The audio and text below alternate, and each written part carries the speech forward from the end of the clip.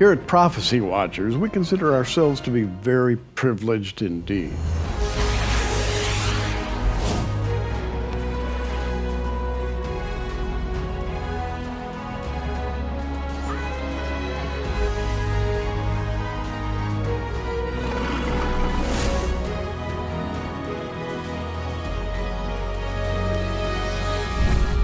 And why are we privileged? Because we get to talk to people like Carl Teichrib, whose book, Game of Gods, is absolutely wonderful. Carl Teichrib, welcome to Prophecy Watchers. Thank you very much. It's a pleasure to be with you today. Now, I have made my way through this book.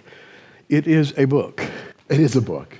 It's got information in it. And when I first met you, I said words to the effect, Carl, to me, this book is the world's longest prayer request because you document what's happening in the world today. And every time I read about something in your book, I stopped and said, Lord, please help us. Our world is falling apart. All I did, Gary, was I documented the context behind the spiritual reality of our times. Really, in many respects, this is what your neighbors believe, what your family believes. Yeah. Maybe not to the extent, the detail, the complexity of it, but the essence of it is there. And yes, we are in an age when we as Christians need to pray. We're being challenged, but not only are we being challenged, we need to look at how we respond to that challenge. And prayer, yes, I like the approach you take.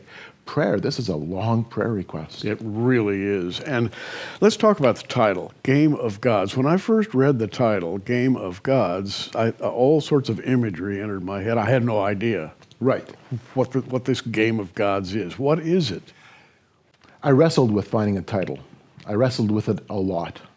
And one evening, as we were sitting around in our kitchen, my son, as I was describing what the book was about, and taking it from the Genesis 3 context, whereas Genesis 3, Adam and Eve are being deceived. The serpent says, you will be as God, you will know good and evil, you will be as God, and you will never die through special knowledge.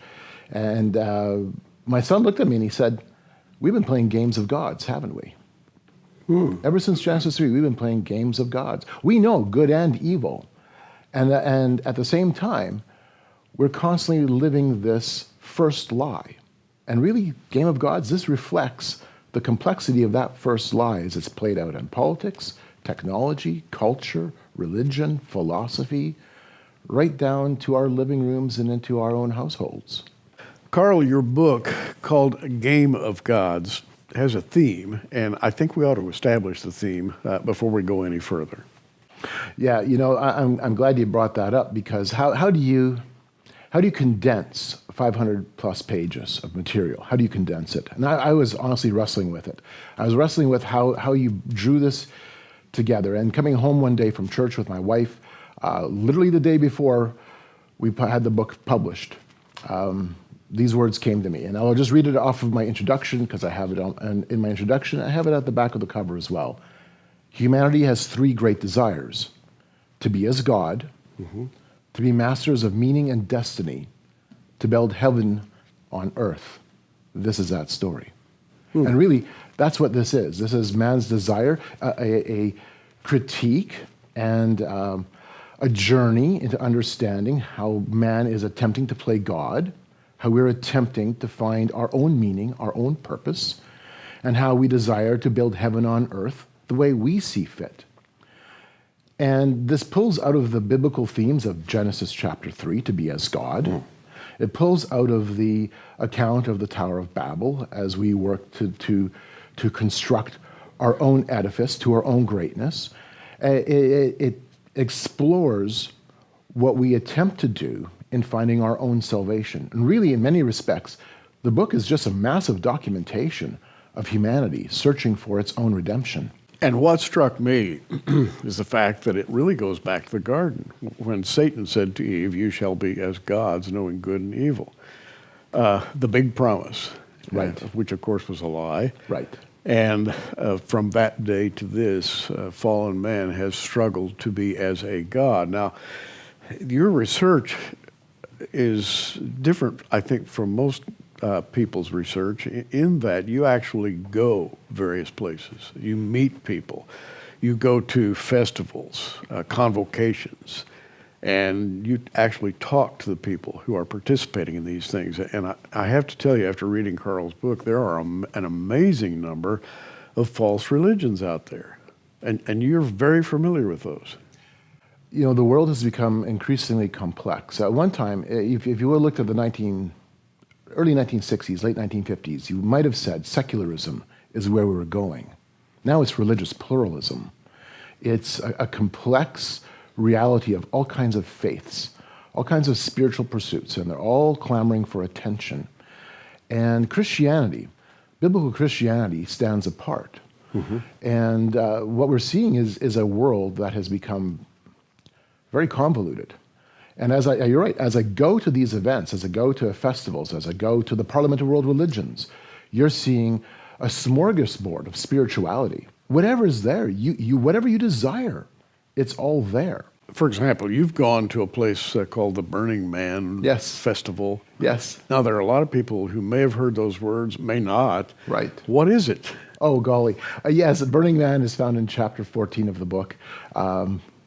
Burning Man is, at one time, would have been considered a countercultural festival. Festival is not the right way of saying it. It's more like a gathering.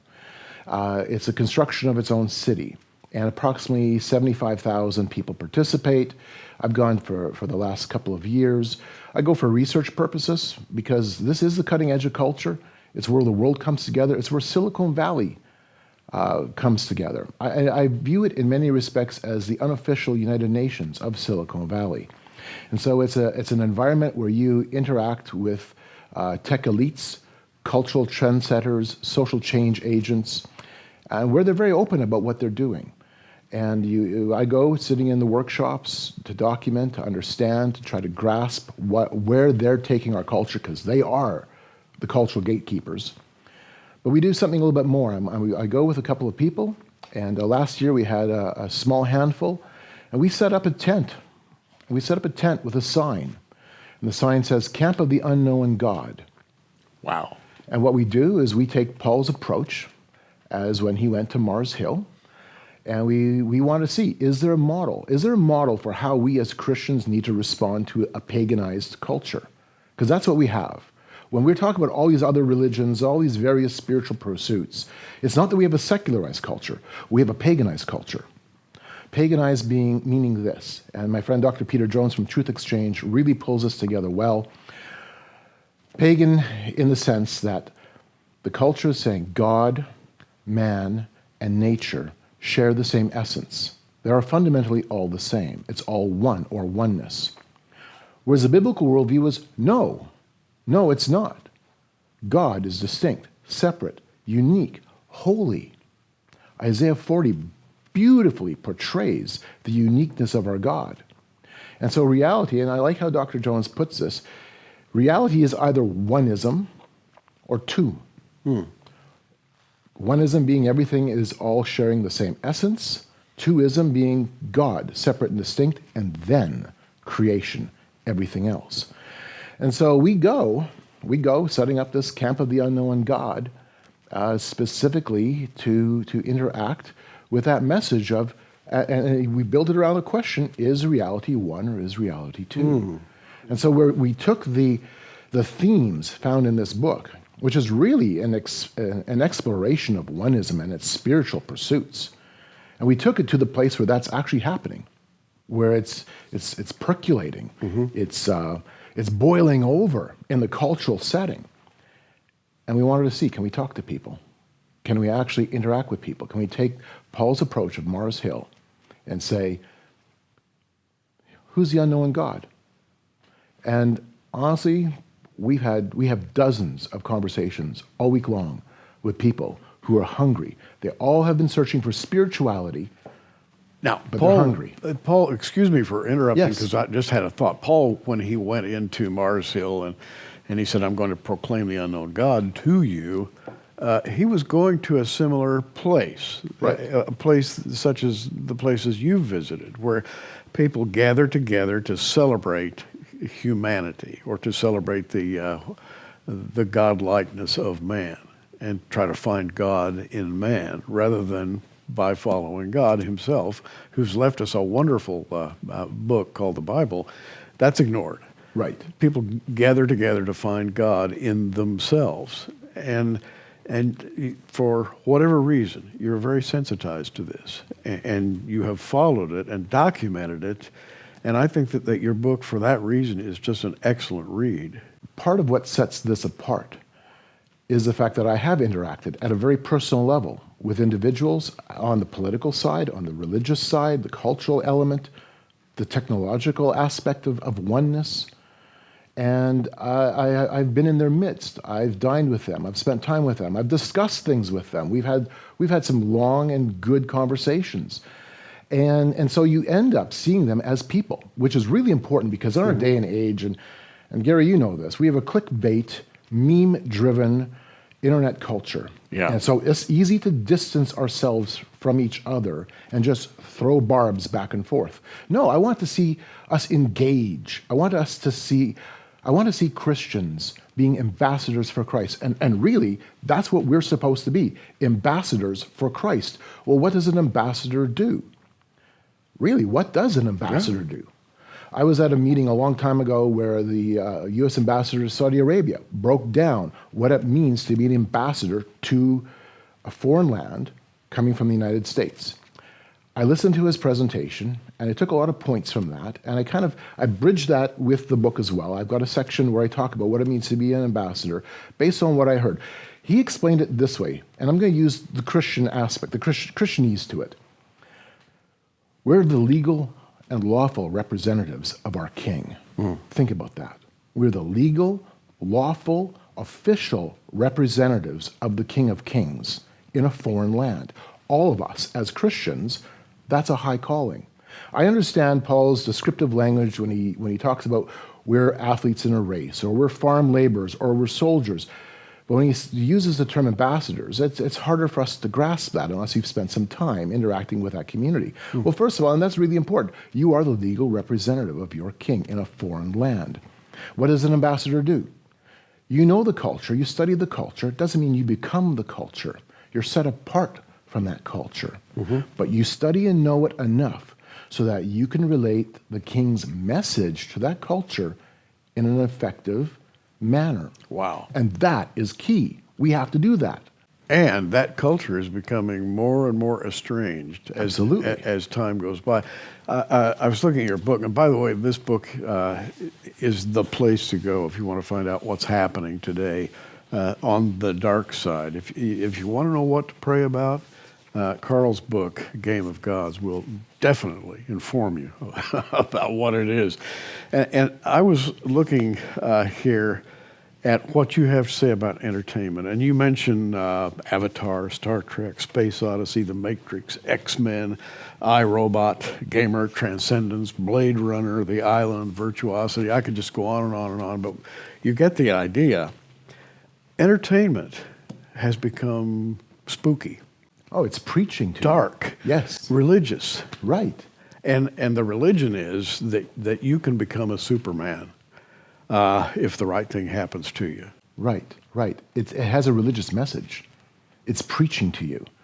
I teach a course every couple of years or so at a Bible college on secular and pagan trends. And this is one thing, and this is where I pulled that section that you were referring to out of the book, which is a chapter on transhumanism. And I tell my students, listen, the culture is preaching to you. They are giving you a message. And that is exactly what you've just described in naming off those different movies. We have a culture, an entertainment industry that is preaching a message. They're selling you something. They're pitching something to you. What is it that they're pitching to you? You can be as gods. Yes, yes, yes, you can ascend. Your higher self can ascend through technology, through whatever the case may be, through different things that happen, that transpire in the movie script. I mean, you look at it and go, wow, I want to be like that. You know what was interesting about the movie Avatar, which now is an old movie. It came out many years ago. Avatar really was the perfect transhumanist movie. technology. It came in as a major feature of the movie, helping the hero of the movie become more than human. Yes. There was a spirituality, a worship of the cosmos, a worship of the earth deities. And it wasn't on Earth, but it was that same kind of concept of Gaia, of Mother Earth. We're all cosmically tied in together. We're all interwired spiritually and otherwise, and we're all feeling like we're one. Well, what did that send as a message to the culture? It reaffirmed what we have been being told over and over and over again. You can't get away from this. And as Christians, we have a tendency to hide our heads in the sand. We don't like to talk about this type of material. We don't like to talk about where the culture is going. We like to complain about it, but we don't like to actually talk about it to the point where we are compelled to engage in it and engage as ambassadors. We like to hide our heads in the sand, but what happens when you hide your head in the sand? Number one, you don't know what's going on around you. That's obvious. But you expose your backside, and it gets kicked. And we've been having our backside kicked because we have not been observant to what is moving around in terms of the culture. And particularly, we have, I think, distanced ourselves to the point where we don't even recognize biblically what we need to do. And if you're, let's say, 30 to 40 years old today, and you've grown up in public school, and you have gone to standard entertainment, bought your ticket and gone to the movies and had a Coke and a popcorn and so forth, and watched what can only be described as propaganda material about how you yourself can ascend to godhood, and you're sort of inspired. You know, I can remember going to the westerns when I was a little kid, and when I grew up, I wanted to ride a horse and shoot a 6-shooter and all. But now we have evolved. It's not I want to shoot a 6-shooter anymore. I want to be a demigod with supreme powers of some kind, if I could possibly do that, which sets you off on a course of looking for that. How can I achieve that? Well, I mean, look at what we've been telling our children for the last 30 years plus, especially with the human potential movement, which I bring out in the book to some extent, which has always been, which has been this message of, you can be anything you want to be. Well, we all grew up now thinking, I can be anything I want to be. I want to be God. Sure. And that's what we are pursuing. Or God-like. Or God-like. It's an age-old game of gods. And we're fooling ourselves. By the way, I have to hold the book up. Game of Gods. It's a terrific read, and it does not cut corners. And having said that, let's go into politics, because we've talked about entertainment, we've talked about apostasy, we've talked about the falling away that was, by the way, predicted in prophecy for the last days. Now let's talk about politics. Local, global, what's happening in the political world that is pertinent to Game of Gods? Wow, everything from Brexit blow-ups to Paris burning, which is ironic because part of the book delves into the French Revolution, Jacques Rousseau, and the intellectual influence that had on social revolution. Finding transformation through transgression, which is really what rebellion and revolution epitomizes, a transformation through transgression. And so we're watching Paris burn on the weekends now. We're seeing a world in turmoil. One of the chapters goes into politics at an international level because since 1997, I've been going to events that bring out some of this to the forefront. United Nations events, global governance events, a fly on the wall to try to understand what is it that we're trying to achieve. And I call that chapter The Cult of World Order. Because I want people to realize that politics, when you get to the level of what we want to do is restructure the world into our image. We want to build heaven on earth, create a utopia in our image. Well, now we're actually talking about religion. We're talking about a cult. This is a cult of world order. And you know, it's been over 100 years since Marx and Trotsky and Lenin and Mao Zedong, and it's all 100 million people died worldwide, at least, because of various revolutions, all of which were designed around the concept you're speaking of. Yes, yes. And those are the direct result of the French Revolution, the explosion that took place in thinking, ideologies, And I have to worldviews. say, Dickens, Tale of Two Cities, Yes. it was the best of times, and it was the worst of times. Well, Right. that could describe today. Absolutely, absolutely. We're just living out this first lie of Genesis chapter 3, and we just do it in very complex ways, but ultimately it says the same thing. It has that same messaging that we are the ones who are in charge. We're the ones in charge of finding our own meaning and destiny. And I'll read you a quick quote from Gene Stapleton. You remember Gene Stapleton? Oh, yes. Yeah. All right. In Chapter 11, Cult of World Order, I take you to the United Nations. I take you to World Federalist meetings. World Federalism is this concept that what we can do is we can create world order, a world government, through the principle of federalism. And I'm not going to go into the details except to say that there's organizations dedicated to that. And I take you with me to meetings where we discuss these principles. I take you to World Federalist meetings. Jean Stapleton, and I wrap up Chapter 11 with her words.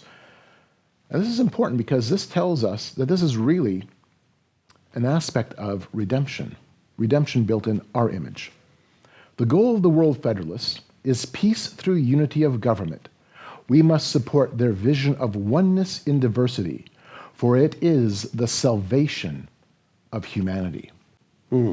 Salvation. Yes, the oneness of that we experience in our diversity, and this concept of peace through government, the unity of global government. That is the salvation of humanity. By the way. No, it's not the salvation of humanity. No, it's not. And salvation comes from only one place. Right, right. But, I'm thinking of today's politics in America.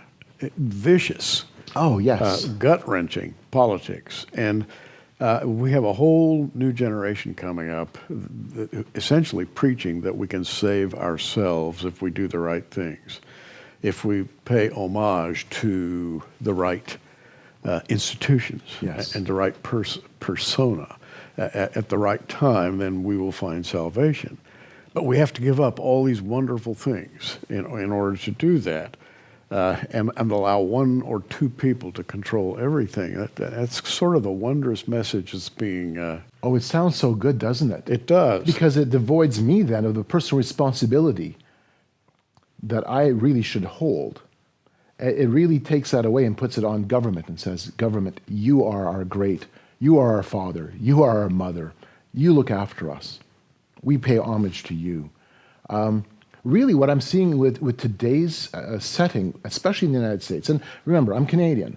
I'm not an American citizen, but we watch. The whole world watches America. And we watch Canada, by the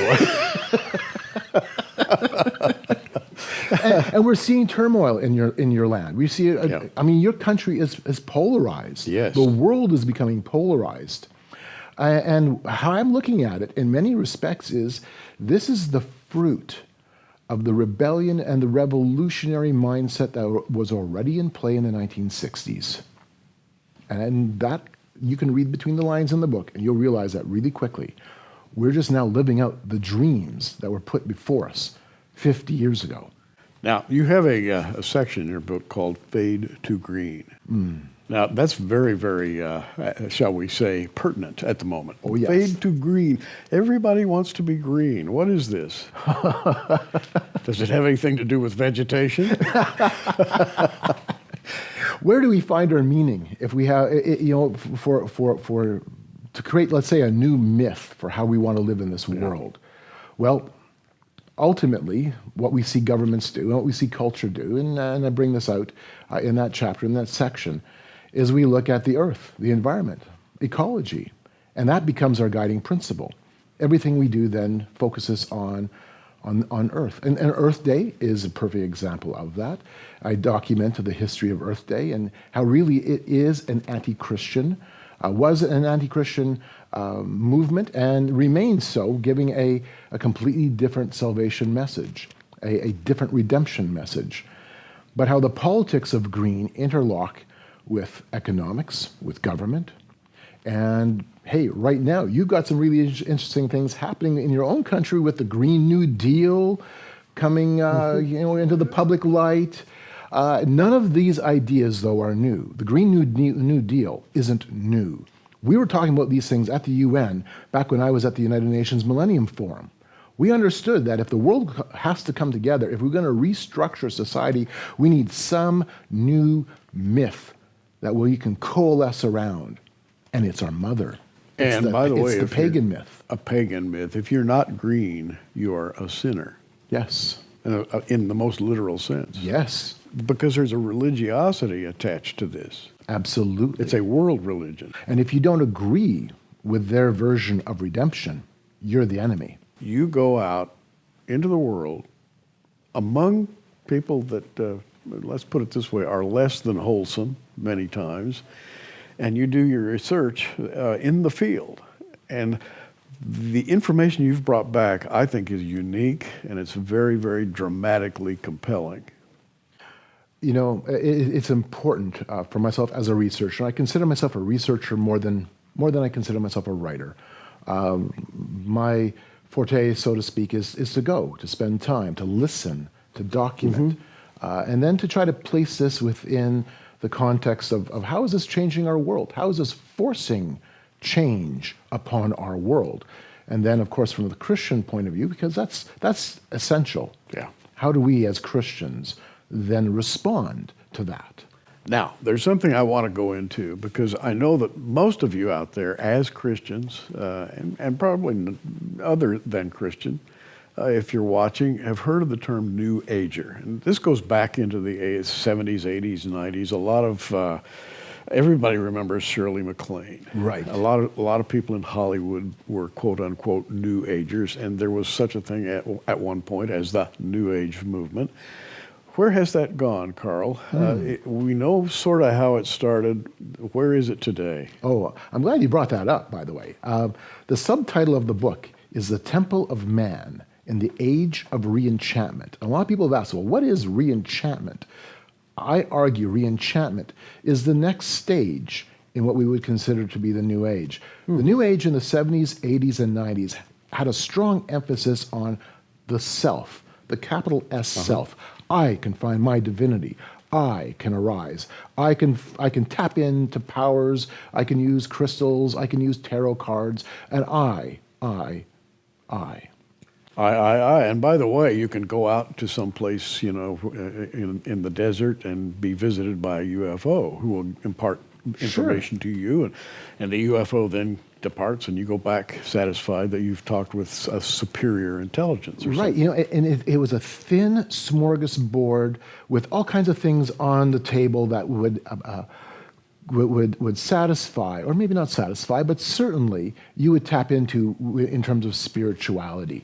But it was in the 70s, 80s, and 90s, it really focused and had an emphasis, a strong marketplace emphasis, because it sold. It sold well. Oh, yeah. In terms of the human development and human potential all came along side by side. And with I have the to New Age. interrupt, but remember where you were, because I remember television, and I remember television commercials and products all being sort of, if you will, tailored to fit into the New Age scheme of things. Right.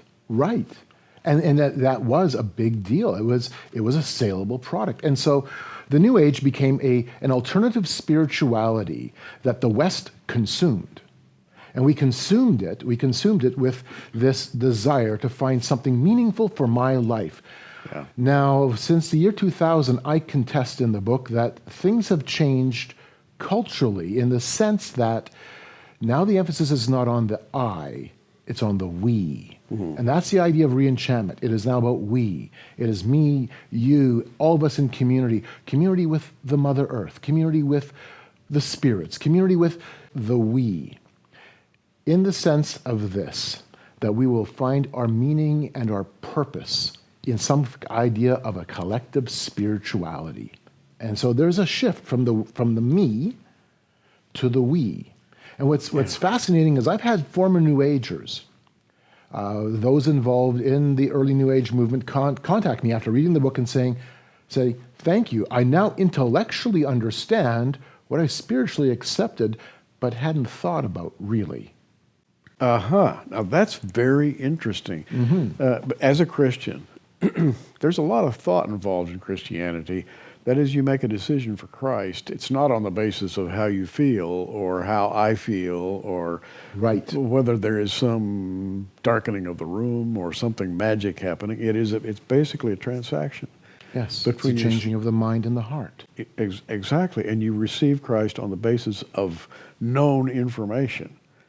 But the New Age movement operates differently. It does operate differently. It operates more on that level of how I feel, the experience I've had, and how that impacts my feelings. And okay, let's be honest about what's happening within the Christian circle, the Christian world.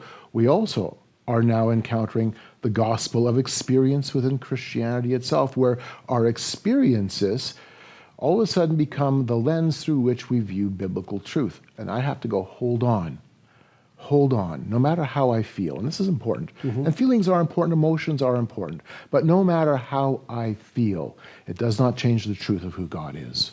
And he is trustworthy yesterday, today, and tomorrow because he does not change. You know, you really are pushing some buttons here. I'm listening to what you're saying, and a lot of times I think many Christians who have not reached Christian maturity, they've made a decision for Christ, they're still sort of fitting into the Christian walk, and they have bad days or bad experiences or downers. And they're saying, well, wait a minute, I'm a Christian. My life is supposed to be, an upward trip from here on until the rapture of the church or until I die. And there's this idea, there's probably an idea launched in the world that feeling good is a huge part of your Christian experience. Right. Now, feeling good can happen within the Christian experience. Absolutely. But some bad things happen to good people. And I'm glad you brought that up because there's a section in the book, halfway in the book, I deal with the God, the biblical God who is transcendent, who is different, and yet who is willing to come to man in Jesus Christ and suffer, Yes. and die, and then be resurrected. And in that section, I talk about my own brother. He was 17 years old. His name was Bevan, and he was killed in a truck accident a mile away from our family farm. And downer, absolutely. Life is hard. Life can be so hard, and I don't want to discount that. That's a big part of sometimes as Christians, how do we wrestle with our Christianity? I want people to realize that while the world is chasing experiences and we're chasing feelings, hoping to find truth in that or hoping to find meaning in that, really, for the Christian, our hope is in Christ and Christ alone. And I can have really bad days, and I can have really good days. But the bottom line is, and really for the audience, for you, for myself, who do you trust? Not what do you trust, who do you trust? And I hope that comes out in the book. I know it comes out in the book because it is part of that. It's the Christian response to what the world is saying. And the world is saying, follow me. I have a way of redemption. I have a way of salvation. It is through us, we, together, enchanted with the powers that we possess, we will build heaven on earth. And the collective. In the collective, exactly, the Tower of Babel, the Tower of Man, the Temple of Man. Whereas the contract, if you will, that God offers is between himself and one person. Right. At a time. Right. Which is amazing. And this is good because it brings up a section in the book where I'm dealing on transhumanism. And the book really, it isn't about tying together a bunch of divergent, loose ideas. This is not a spider web of ideas kind of all being, put all the pieces together. No. What this really is crossroads. Politics crossing over top of religion, crossing over top of culture, crossing over top of technology, and then finding where we are on those crossroads and what we're doing at that crossroad. One of the things I mentioned in the book is I take you with me to a transhumanist meeting that I attended in Salt Lake City. And I was brought in to that meeting as a Christian critic of religious transhumanism. They intentionally brought me in as a Christian voice. And I wrestled, Gary, I wrestled with what I would be saying to this group. This group is made up of religious transhumanists and spiritual transhumanists and secular transhumanists. Define transhumanist for those who might not understand the word. I'm glad you asked. Transhumanism is the idea that through our science and our technology, we can direct our own evolution. And we can potentially become gods through our technology. God language is rife within the transhuman culture. So they had me come in to speak as a Christian critic of religious transhumanism. And what really, the bottom line, and it hit me as I was working through this, is Luke 23, where Christ is on the cross. Our Savior's on the cross. And there's a thief on either side of him. And the one thief is chastising Christ. And the second thief is saying to the first one, hold on. I'm, of course, paraphrasing. Hold on. Don't you fear God? This is an innocent man. And then there's an exchange between Jesus and this thief. And there's a promise. There's a promise that the thief would be with him in paradise. But what struck me as I was preparing for that transhumanist event was what Jesus didn't say to the thief. He didn't say, you need to find a technological solution to your problem of death. He didn't say, go join the priesthood.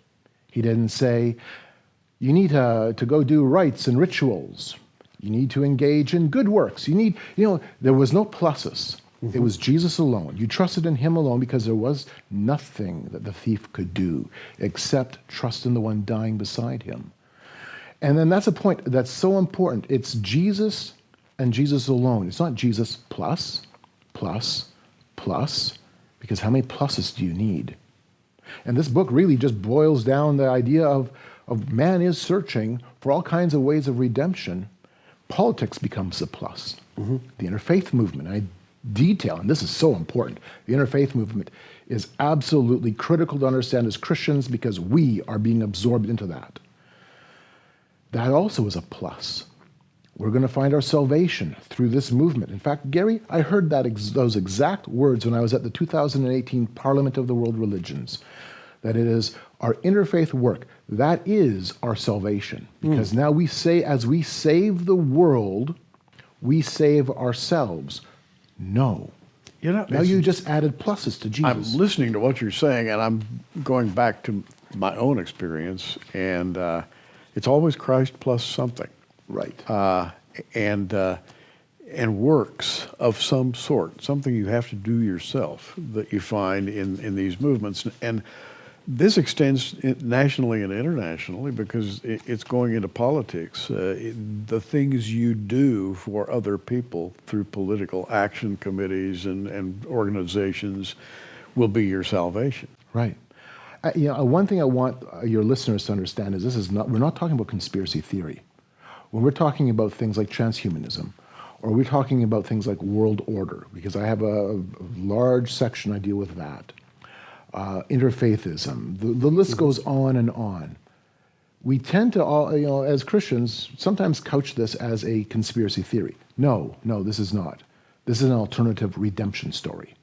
It's an alternative redemption story. This is what the world does. And I think it's important we see it that way, because then it strips away the sensationalism and it just gets down to the bare bones. These are the facts.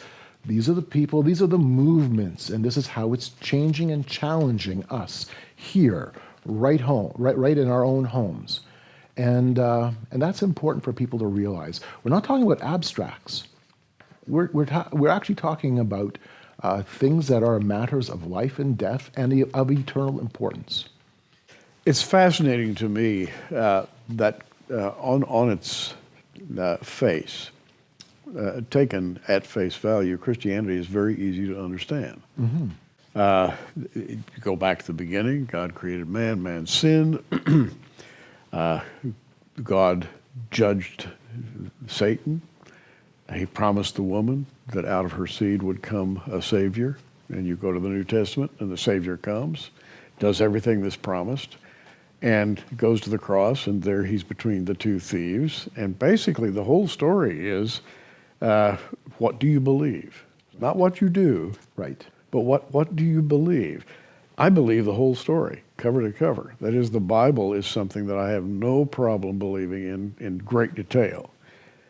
But most people these days have not been raised to assess something analytically and say, you know, I received that. It makes sense. It's logical. We have a generation now that has been raised on feelings, on attitude, on intentions. You know, when I grow up, I'm going to do such and such, which is always a false thought.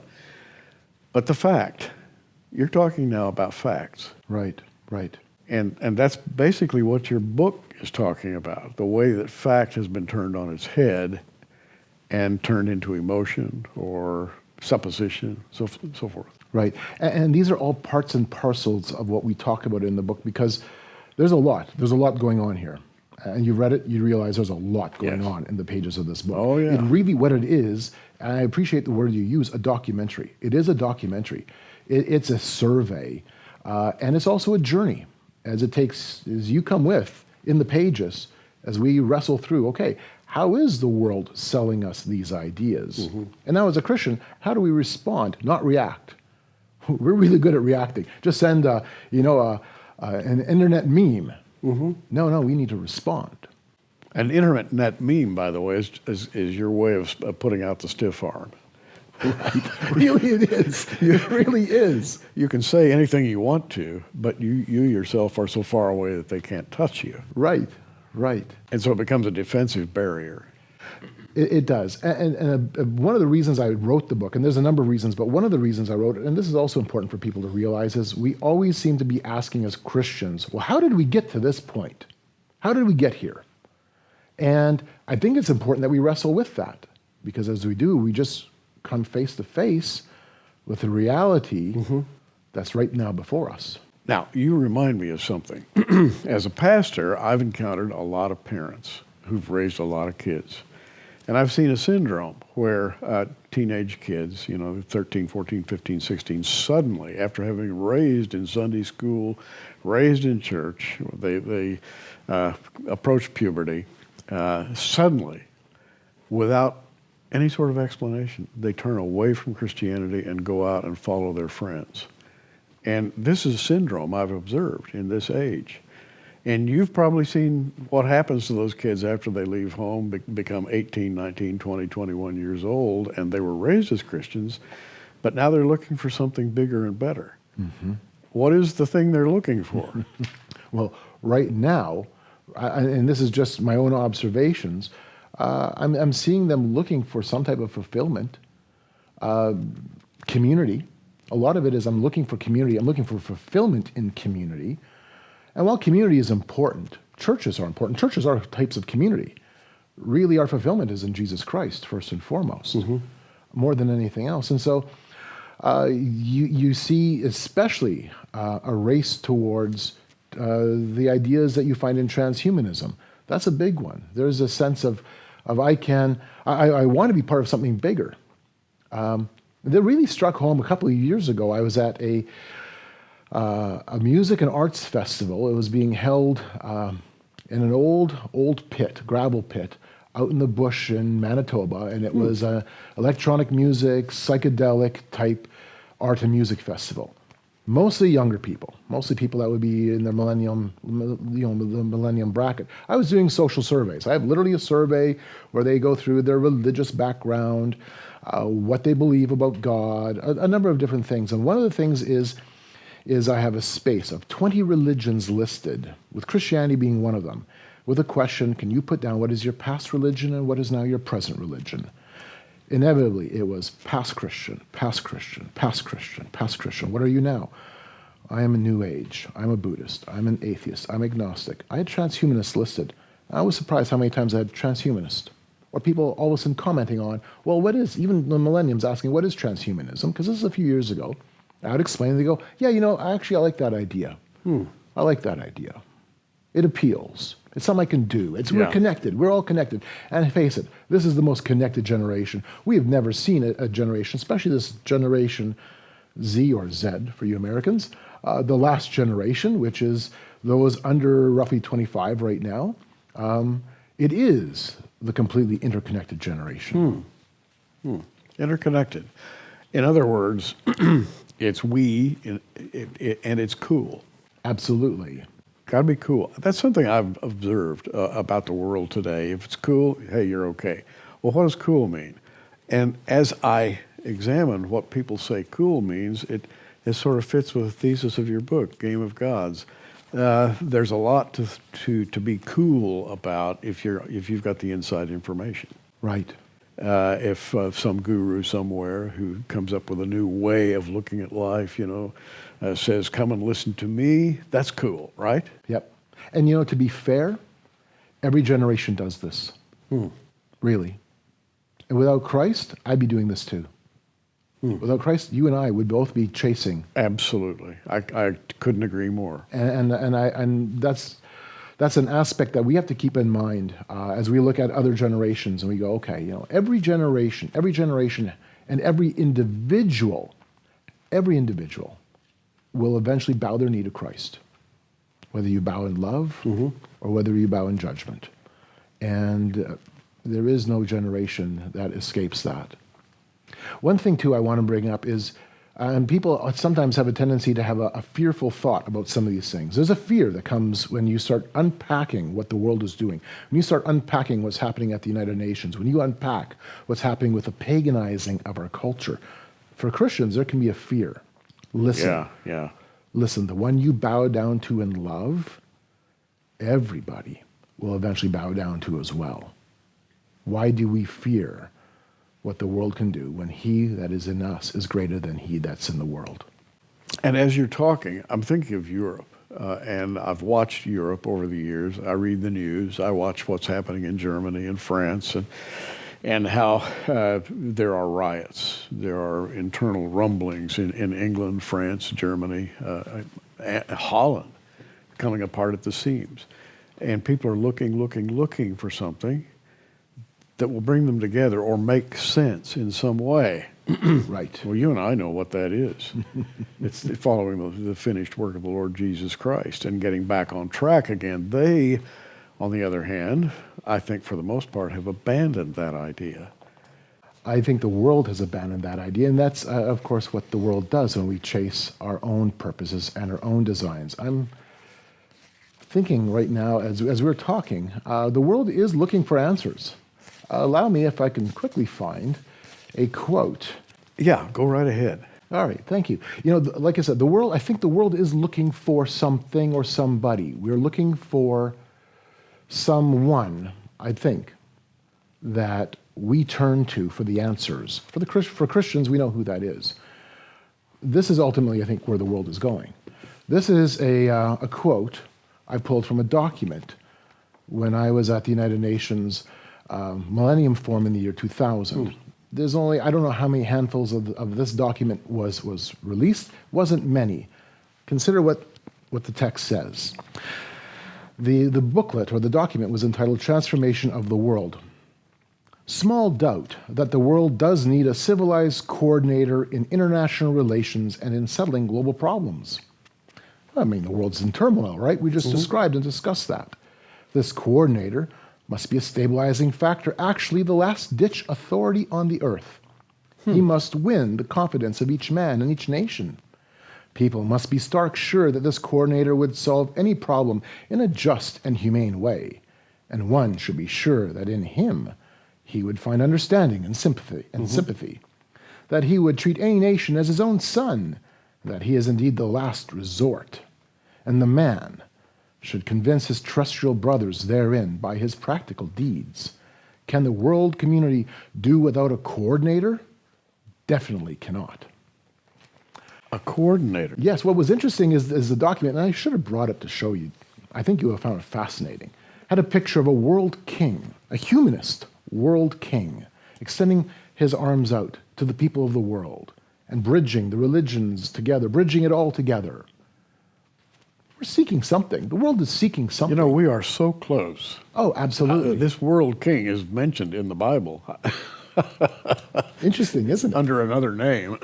And he's going to come up and be accepted by the world. Right. And as you're talking, what I'm thinking is that the groundwork is now being laid for what is going to happen, probably in the very near future.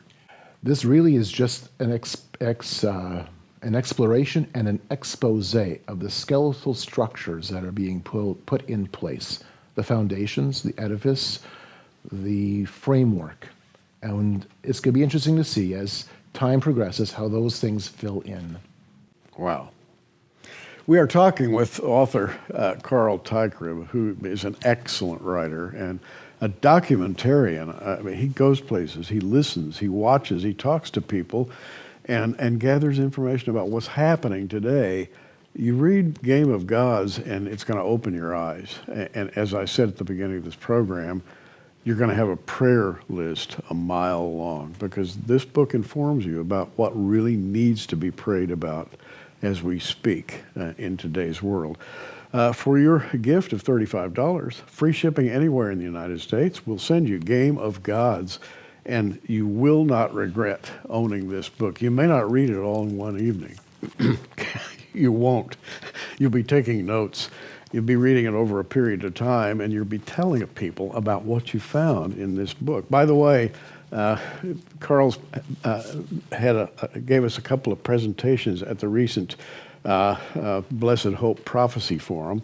One is called Game of Gods, the Temple of Man, and the other is called The Cult of the World Order. And we're going to send you these two DVDs along with the book Game of Gods for your gift of $35. ProphecyWatchers.tv, scroll down through the online bookstore. You're going to find Carl Teichrib's name, and you'll find this Game of Gods package, which you can easily order, and you will not regret having ordered it. In fact, Carl's presentations on DVD, I attended one of them, by the way. You probably didn't see me in the back of the room, but I was there. I heard you were there.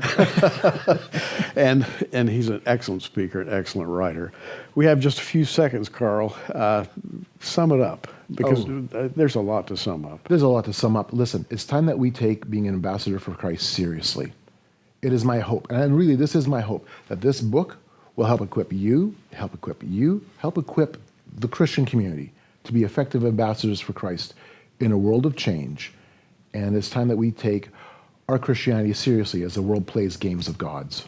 There's only one God. Yes. And only one Son of God. And he said, I'm the way, the truth, and the life. No man cometh unto the Father but by me. And that's one of the sub-themes of your book. Carl Teichrib, we're going to talk to him again. There's just too much to go through in one program. I'm Gary Stearman. Hey, you keep watching. We are. Thanks for joining us on Prophecy Watchers. You can find us on the web at prophecywatchers.com. In the meantime, keep watching, everybody, and we'll see you soon.